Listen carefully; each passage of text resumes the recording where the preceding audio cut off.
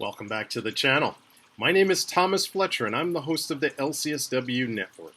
If you're new to the channel, please do me a favor by smashing that like button, by subscribing to the channel, and by sharing this video with your social work colleagues and friends.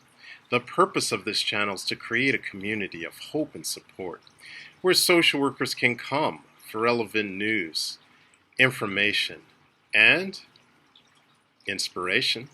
Welcome back to Self-Care Saturday. Welcome back to Season 3, Episode 37 of our Self-Care Saturday series.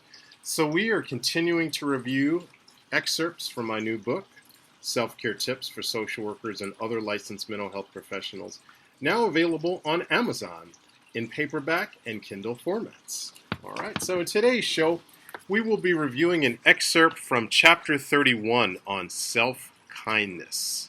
Yes. Today we will be talking about the self-care practice of self-kindness. All right. So, Dr. Neff states that when we experience pain and personal shortcomings, rather than engage in critical and judgmental attitudes, beliefs, and thoughts, we need to extend kindness to ourselves. We need to show kindness to ourselves just as much as we show kindness to others. So one of the ways that I practice self-kindness is by practicing some concepts that I learned from the Wellness Recovery Action Plan that was developed by Mary Ellen Copeland, PhD. I will go over RAP in future series of videos, and I do cover RAP in this book in chapters 10, 34 through 41, as well as chapter 49. So when I follow my daily maintenance plan, which again is part of the Wellness Recovery Action Plan, which will be discussed in chapter 36 of this book, that is one general example of how I practice self-kindness. So let me give you some additional examples. Practicing gratitude is another way that I practice kindness to myself. Just observing an attitude of gratitude for the people in my life, for the things that I do for myself.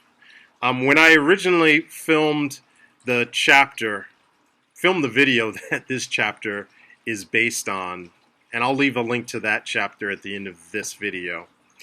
I originally filmed last year's video at the San Gabriel Coastal Basin Spreading Ground. Matter of fact, I had a wonderful bike ride there this morning, so I continue to go back there. Again, for my own self-care, for my own self-kindness, right?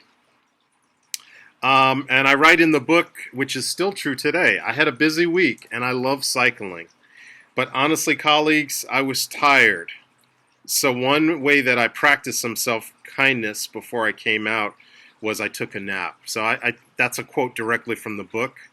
And again, I wrote this book based on the videos that I made last year. So that was true last year. When I made that video, that's exactly what was taking place. I took a nap, and then I took a bike ride. This morning, however, I had a good night's sleep, so about 8:40 in the morning, I got out and I got on that. I got out to the San Gabriel Coastal Spreading Ground. But anyway, I digress.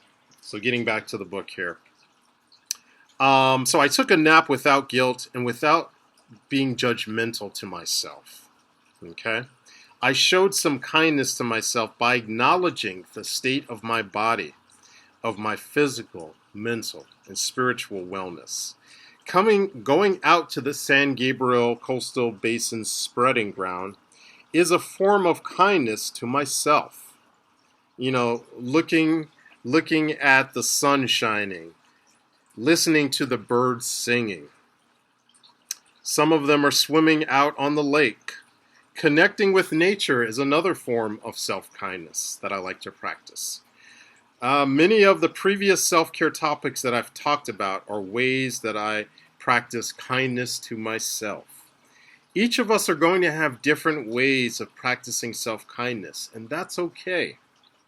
You have to figure out how you are going to practice self-kindness, just like I had to figure out ways of practicing self-kindness for myself.